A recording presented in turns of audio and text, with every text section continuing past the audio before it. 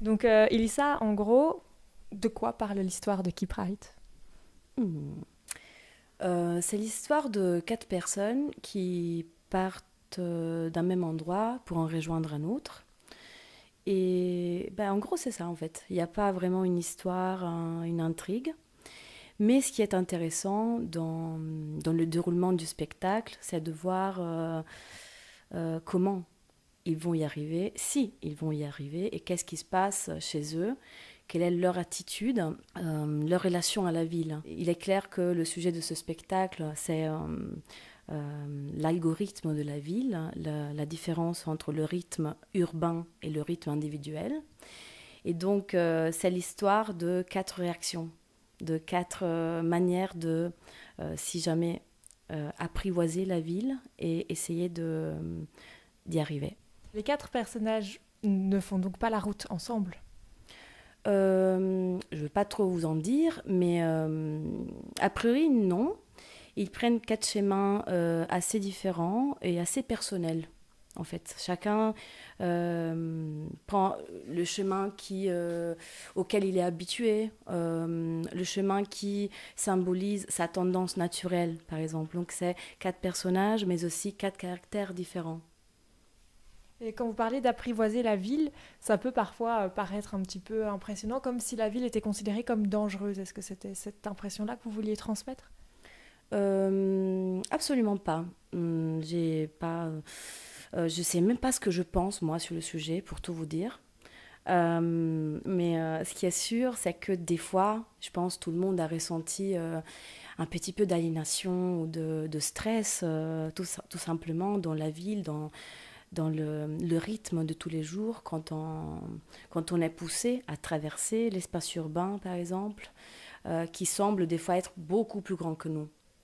Maintenant, si on a créé ce système, c'est sûrement parce que on a plaisir d'arriver plus vite, on a le plaisir du métro qui va vite pour arriver plus tôt, pour dormir un peu plus le matin. Donc, ce n'est pas qu'un système négatif. Voilà, je pense pas ça.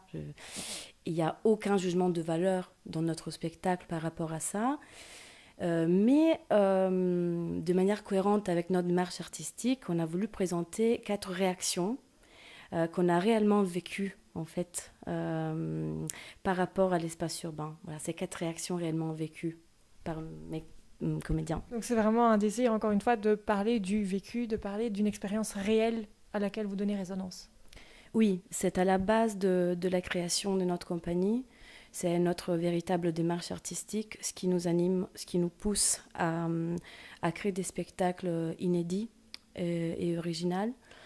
En fait, c'est cette envie de donner une voix à, à des points de vue parfois pas très populaires, pas très répandus, parfois très subjectifs, même trop, considérés trop subjectifs. Mais ça nous intéresse, nous, de voir comment on peut théâtraliser quelque chose de tellement réel comme le vécu. Car là, en tant que comédienne, est-ce que ce n'est pas difficile justement de mettre ses propres perceptions sur scène? Non, au contraire, moi en tout cas en tant que comédienne, c'est ce qui me plaît le plus. Parce que je pars du principe que sur scène, on est nous. Alors certes, on est nous en tant que comédienne, mais on est nous avec justement notre expérience, nos ressentis. Et quand un metteur en scène nous demande justement d'amener ce nous et de dire, bah voilà, on va en faire de la matière artistique, mais avant tout, je pars de ce que toi, tu me proposes. Moi, je trouve que c'est ce qui est le plus plaisant, parce que là, du coup, tu joues avec ta matière. Et comme c'est la tienne aussi, c'est une manière aussi de comment comme une sorte de pâte à modeler, comment tu la tords à ta manière, comment tu la passes à l'autre, comment l'autre te la redonne d'une autre manière et c'est la tienne quoi. Et c'est ça qui est jouissif quand tu es sur scène quoi, c'est jouer avec tout ça. Donc c'est vraiment un moyen de s'approprier le rôle qui vous a été donné, qui en fait n'est pas un rôle vu que c'est du vécu personnel. C'est ça, c'est ça le truc, c'est comment justement et c'est ça toute la matière théâtrale, c'est comment de ce dont je pars qui est du moi devient quelque chose plus du nous quoi. De dire bah voilà comment comme je disais tout à l'heure le fait de le passer à d'autres comédiens, le fait de le passer à un metteur en scène, de donner aussi toute cette confiance là commune pour dire bah voilà je te donne une part de moi et faisant quelque chose de commun quoi. Et c'est ça qui est je pense le plus beau à vivre là-dedans. Et donc vous êtes quatre comédiens à avoir chacun votre individualité. Comment vous avez fait de base pour réussir à vous entendre, pour réussir à former un tout dans le jeu d'acteur? Mais en fait, c'est ça qui est chouette, c'est que quand on part du principe que on commence une création en partant avec quelque chose de nous, il y a un côté où ça va forcément tisser un lien entre chacun, parce qu'il y a quelque chose de dire, bon, si je commence à me la jouer perso, si je commence à penser que via moi, ou si je cherche à me protéger, on n'y arrivera pas. Donc si chacun donne un peu de soi, bah du coup, il y a un lien qui se fait aussi, un lien presque intime, et je dirais même parfois vulnérable aussi. Parce qu'on est mis dans des situations où on n'est pas forcément à l'aise, mais de voir aussi des gens autour de soi avec bienveillance et dans l'envie de justement faire quelque chose ensemble, fait que, ok, je me laisse aller et c'est chouette parce que c'est des fois des points de vue qui s'entrechoquent, des fois qui se rassemblent, des fois qui s'opposent. Mais alors, parce que tout ça, c'est nourriture pour nous, pour du coup arriver à faire vivre cette pensée, cette réflexion qui est certes très différente par moment et aussi qui a un point commun très fort. Et oui, donc juste ici, comme on parlait de points de vue qui s'entrechoquent, qui se comparent, est-ce que c'est pas ça finalement apprivoiser la ville, c'est apprivoiser ses richesses? Je ne sais pas si on met en scène vraiment la ville, mais plutôt l'individu dans la ville. Donc, je trouve qu'il n'y a pas vraiment, que la richesse de la ville n'est pas vraiment exploitée dans ce spectacle. Mais en fait, comme on le voit, enfin, comme, de manière cohérente avec le travail théâtral qu'on a fait, dont Carla a parlé, sûrement apprivoiser la ville, ça peut passer par apprivoiser l'autre. Donc la relation à l'autre dans l'espace urbain. Je vais juste ajouter quelque chose sur comment on a créé, comment cette rencontre artistique est née. Parce qu'à la base, les comédiens, sauf Lucia et Carla, bah, ils ne se connaissaient pas trop entre eux. Et je me suis dit que j'avais envie de les gâter et en même temps de les taquiner un peu et de créer un dispositif assez performatif pour les faire rencontrer. Donc, le premier jour, je les attendais, le premier jour de résidence, et j'avais écrit un parcours à faire dans la ville. Et j'avais envoyé par mail à chacun un parcours différent pour arriver à la Roseraie à Uccle, donc là où on a fait la résidence. Moi, j'étais là, j'étais arrivée en taxi. Mais je les attendais. Et ils sont arrivés tous à un moment très différent. Il y a quelqu'un qui est arrivé tout de suite, 1 heure après, quelqu'un qui est arrivé au soir, très tard. Parce que j'avais regardé moi sur Google, voilà, faire des parcours, mais j'avais donné des missions à faire dans la ville. Donc, quand ils sont arrivés, tout de suite, avant même de dire leur nom, leur âge, nationalité, etc., ils ont dû partager cette expérience. C'était le premier exercice qu'on a fait. Genre, bonjour, moi c'est... Et j'ai fait ça, et ça s'est passé comme ça, et la ville a réagi comme ça. Et maintenant, je suis là. Ici, justement, Elissa nous disait que les comédiens, certains vous connaissiez et d'autres pas. Carla, est-ce que c'est pas difficile de gérer, d'avoir déjà des affinités avec certains comédiens et pas forcément avec d'autres, voilà, au niveau de l'alchimie? Pas du tout, du tout. Parce que c'est l'exemple du musicien où on dit généralement les musiciens vont parler de musique. C'est-à-dire que, et c'est ça, quand on est en théâtre, on parle théâtre, donc c'est-à-dire que peu importe d'où tu viens, qui tu es, etc., si je te connais ou pas, on parle la même langue. Donc à partir de là, si on parle la même langue, on communique de la même manière. Donc ici, comme on parlait de la mise en situation où vous aviez dû vous déplacer pour arriver jusqu'à la Roseraie, comment vous l'avez vécu? Alors, ça, c'est vrai que c'était chacun avait un cas très spécifique. Moi, alors, Elisa a été hyper sympa parce qu'en plus, je venais de vivre un événement assez douloureux. Donc, elle m'avait fait un parcours quand même qui était certes assez simple, mais qui demande aussi, où je devais prendre le bus à un certain endroit, m'arrêter à un arrêt spécifique et là, demander aux personnes, alors là, le nom de l'arrêt m'échappe, mais demander aux personnes quel était le sens de cet arrêt, s'ils savaient pourquoi ça avait ce nom-là, etc. Et donc de voir si les gens en fait connaissaient la ville, parce que c'est vrai que c'est une des choses qu'on voit très souvent, c'est les noms des rues, quand on prend une carte, quand on regarde sur son map, ça c'est la rue telle, c'est la rue telle, mais est-ce qu'on sait qui sont ces noms, ces personnes qu'on cite et chez qui on se balade en fait au final. Donc ça, c'était un de mes parcours. Et après, chacun a eu un parcours très, très différent. On a eu l'autre comédienne, Charlène, qui, elle, par exemple, devait simuler un évanouissement, un malaise. En plus, je crois que c'était à la place du Luxembourg, si je ne me trompe pas, voilà. Donc du coup aussi de voir comment les gens réagissent, comment la ville apporte de l'aide à une personne qui est en soi un imprévu. On va au travail et puis d'un coup quelqu'un s'évanouit devant nous, on fait quoi? Enfin, voilà, c'est de voir aussi comment on répond à ça. Et donc vraiment chacun avait son parcours. Valentin, l'autre comédien, il devait essayer de faire ralentir le bus. Au moins, je crois que c'était 2 minutes ou 1 minute, je sais pas. Et donc, c'était comment lui s'était questionné en disant mince, alors attends, qu'est-ce que je vais faire? Ah, tiens, je vais faire comme si je boitais, mais en même temps, je vais faire comme si j'ouvrais mon sac et que tout tombait. Donc, du coup, le bus est obligé de m'attendre pour que je change mes affaires. Mais bon, enfin, c'était vraiment fou, quoi. On a vraiment tous vécu des trucs très, très différents là-dessus, quoi. Donc ça, il y avait vraiment un désir de faire sortir vos comédiens de leur zone de confort pour vraiment voir ce qu'ils pouvaient donner par rapport à des vraies situations. Et pour les connaître, moi aussi, voir jusqu'où ils peuvent aller. Tout ça parce que moi je pense que le processus de création est très important dans ce type de théâtre, de spectacle vivant qu'on fait, parce que ce n'est pas que du théâtre. Et encore une fois, dans cette création Keep Right, ainsi comme les précédentes, on a bien vu que le dispositif qu'on a créé à la base, ça a influencé, mais plus contaminé tout le travail. Parce que finalement, on s'est connus dès qu'on était déjà dans la ville. Il y avait par exemple Valentin qui me disait purée, j'avais peur et je pensais que tu nous suivais. Et je me retournais, je pensais Elisa, elle est là, peut-être qu'elle nous a donné tous le même parcours. Et en fait, nous, on ne se connaît pas. Donc, j'ai engendré, sans le vouloir, une sorte de psychose de masse où tout le monde pouvait douter du voisin et tout. Et c'était tellement enrichissant, niveau personnel et niveau professionnel, de partager de manière très active et pratique sur ce que c'est traverser la ville, que normalement c'est un peu ce qu'on fait tous les jours, mais nous on l'a rendu un happening. Et donc on a commencé à échanger, et finalement il faut savoir qu'avant il n'y avait pas de textes écrits, la musique n'existait pas. Enfin, ça c'était le début de la création, de la rencontre, de la création. Il n'y avait rien auparavant. Et donc Carla, en tant que comédienne, vous vous êtes sentie faire aussi part de l'écriture de la pièce, vu qu'il n'y avait rien avant que l'alchimie se crée. Est-ce que vous en ressentez un confort et quelque chose qui vous a permis de plus vous lier à la pièce, d'avoir fait partie du processus? Je pense que ça, je le dois surtout à Isa, parce qu'en fait, il y a un travail, elle est très, très à l'écoute de ce qu'on fait comme proposition, aussi bien scénique que dans les discussions.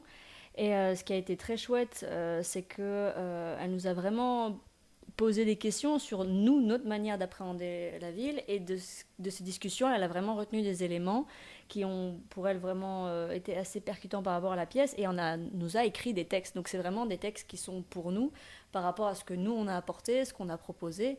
Et donc je pense que oui, d'une certaine manière, ces textes-là nous appartiennent. Parce que c'est nos pensées qu'elle a su retransmettre dans ces quelques lignes, qui sont certes après interprétées parce qu'on est comédien, mais ce travail-là, oui, fait que la pièce, on la tient vraiment par tous les bouts. Donc oui, on parlait de musique depuis là tantôt. Effectivement, il y a 4 comédiens, mais également un musicien. Pourquoi ce choix d'être accompagné avec de la musique live ? Le choix est essentiellement dramaturgique. Bon, je ne veux pas utiliser des grands mots, mais c'est pour dire que j'ai essayé de voir ce qui pouvait faire un sens dans ce spectacle. Et j'ai vu qu'il y avait cette sorte de binôme ville-individu. Et moi, je suis écrivaine, et donc j'écris des textes. Et il fallait un antagoniste. Et surtout que nous, on fait souvent de spectacles pluridisciplinaires. Donc je me suis dit, il faudrait quelque chose qui soit écouté comme mon texte, mais autrement. Quelque chose qui fasse du bruit, comme la ville. Du bruit, en fait. Ah non, de la musique. Et alors, j'ai contacté Milan Cohen. Il a participé au projet dès le début. Même avant de créer l'équipe des comédiens, on a fait la réunion dramaturgique ensemble. C'est pour ça que je parle de dramaturgie, parce que on s'est dit, en fait, toi et moi, on va devoir écrire 2 choses qui, par moment, qui coexistent, mais qui, par moment, se disputent presque pour se réconcilier par après. Tout cet enjeu être dans le dialogue musique-texte.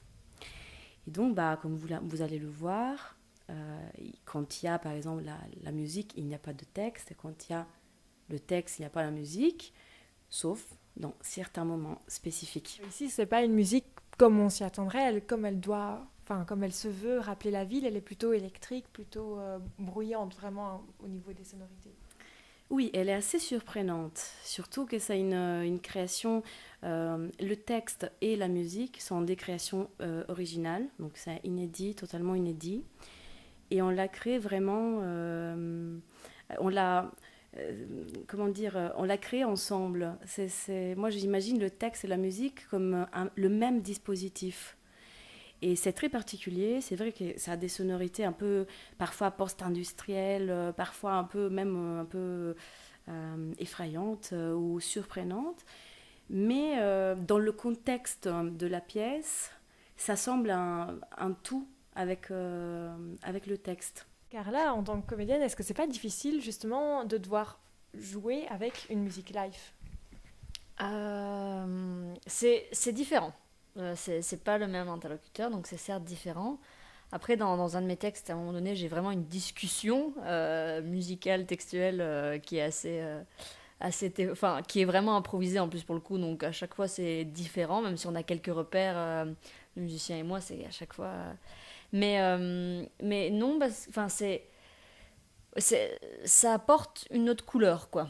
C'est vraiment c'est un dialogue qui est un peu omniprésent même, et justement même dans la non-musique on sent son absence d'une certaine manière, parce que c'est ce côté où c'est comme chez nous quand on est tout le temps dans la ville et qu'on arrive chez nous, il y a un peu ce côté genre je me rappelle de où j'étais avant, et là c'est un peu pareil quand le musicien s'arrête, je me rappelle où j'étais avant, parce qu'il y avait ce son-là qui me rappelait la condition dans laquelle j'étais pendant quelques instants avant de pouvoir justement en parler. Donc c'est différent, mais c'est d'autant plus enrichissant, quoi. Et donc, comme c'est de la musique live, imaginons maintenant, le musicien a un petit accro. En tant que comédien, on fait quoi ?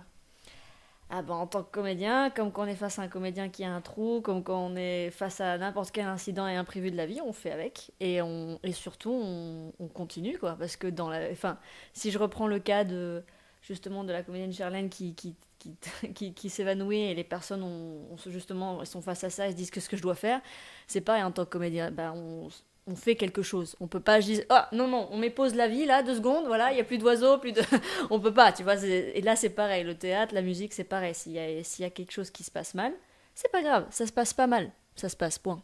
Et on assume et on fait. Et on voit ce qui se passe. Et donc ça permet vraiment à chaque représentation d'avoir une petite note différente au final. Ouais, et c'est ça qui est riche, et je pense que c'est pour ça qu'on appelle aussi ça du spectacle vivant. C'est que, voilà, si on était simplement des marionnettes avec un texte préfixé, une respiration préfixée, un son préfixé, alors du coup il y aurait plus d'espace à l'individu, à l'humain, quoi. Et ça, c'est absolument pas ce qu'il faut perdre. Donc non, c'est essentiel. Et donc Elissa, quand vous parlez de la pièce, vous parlez de décomposition du mouvement. Alors, pourquoi cette décomposition des gestes et des mouvements ? Parce que on a réfléchi sur le fait que tous les jours, dans le quotidien, on répète d'une manière assez machinale les mêmes actions. Par exemple, déjà quand on se lève le matin, tout ce qu'on fait avant de sortir, après on sort, on sait qu'il faut aller toujours vers la droite pour aller au boulot, que le métro c'est par là, et on répète des gestes. Des fois, moi, je me surprends, par exemple, à faire les choses toujours de la même manière. Je pousse une porte toujours avec la gauche parce que je sais qu'après, je dois tourner à droite. Et c'est des choses que si on n'y pense pas, ça rentre exactement dans le mécanisme, dans l'algorithme individuel, alors que c'est une contamination de la ville ou de la structure autour de nous. Et en réfléchissant tous ensemble sur ça, on a vraiment fait un travail sur le mouvement, sur déjà une action qui est un mouvement, qui est un ensemble de gestes.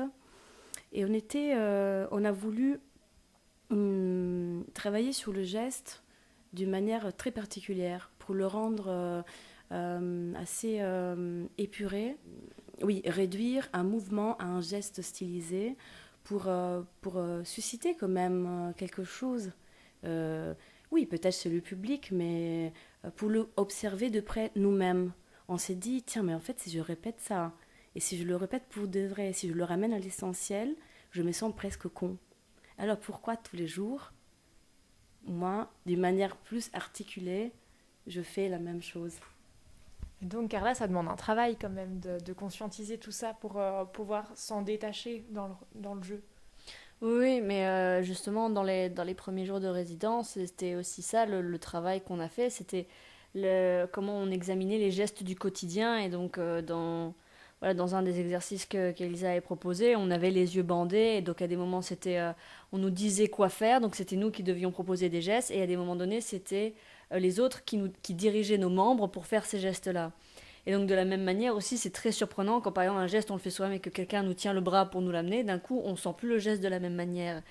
Et donc tout ça a fait que on en est arrivé à une chorégraphie du corps et pour essayer vraiment, enfin moi c'est comme ça que je le ressens, c'est enfin des fois j'ai vraiment l'impression que dans ce qu'on fait dans le travail artistique c'est comme une sorte de petite loupe quoi, de regarder quelque chose de plus près. Et là c'est un peu ça, c'est regarder ces gestes auxquels on paye absolument pas attention, enfin, on utilise notre corps 24 heures sur 24, on ne le regarde jamais, et là d'un coup on dit attends regarde ce geste et regarde toi combien tu le fais par jour. Et donc c'est vrai qu'il y a des moments donnés, tu sors de la résidence, tu regardes l'heure, tu fais ou tu fais des trucs, tu marches, ou tu fais des choses, et tu fais genre, tiens, c'est bizarre, j'ai l'impression d'avoir déjà. Ah oui, parce que tu l'as fait pendant justement la répétition, quoi. Tellement de fois que ça, c'est là, quoi. Donc, vous parlez beaucoup de la résidence, c'est le lieu où vous répétiez tous ensemble, en fait.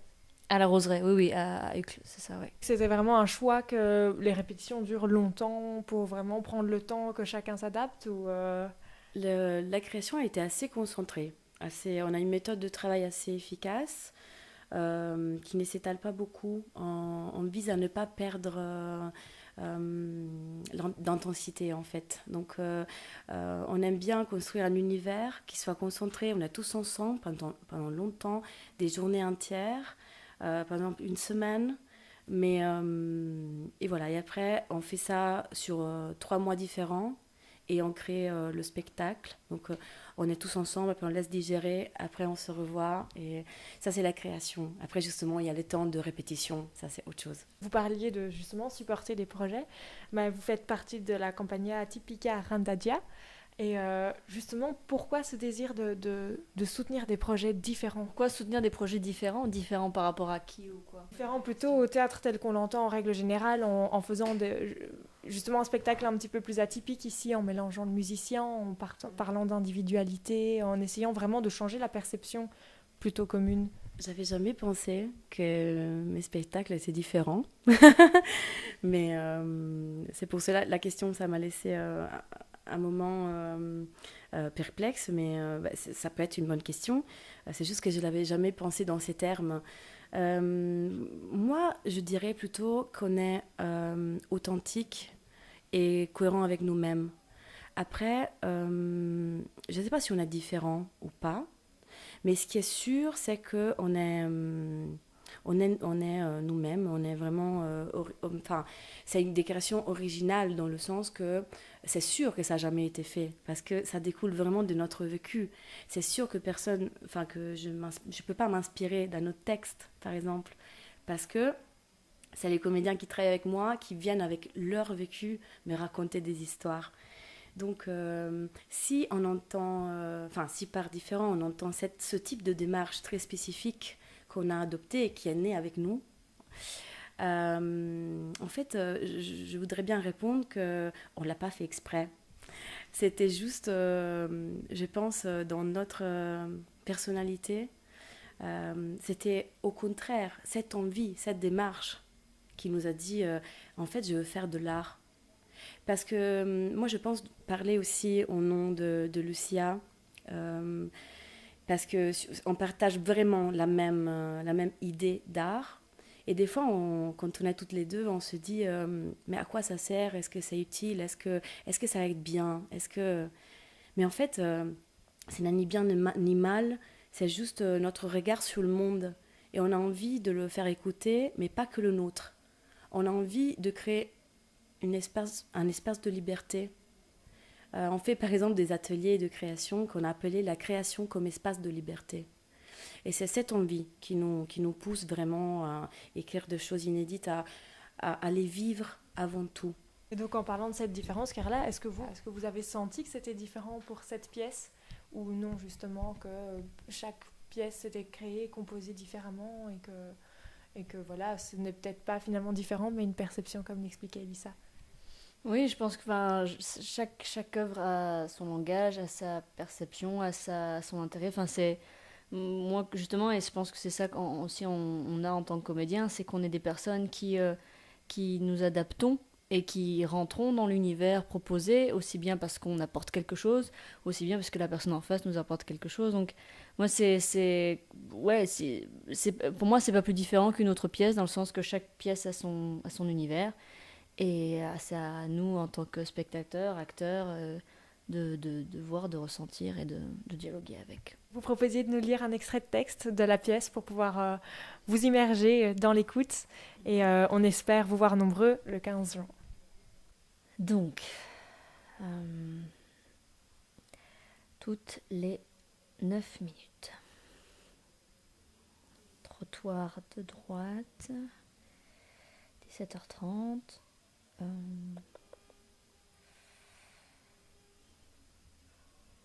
Après, je ne sais pas exactement où aller, par où, pourquoi.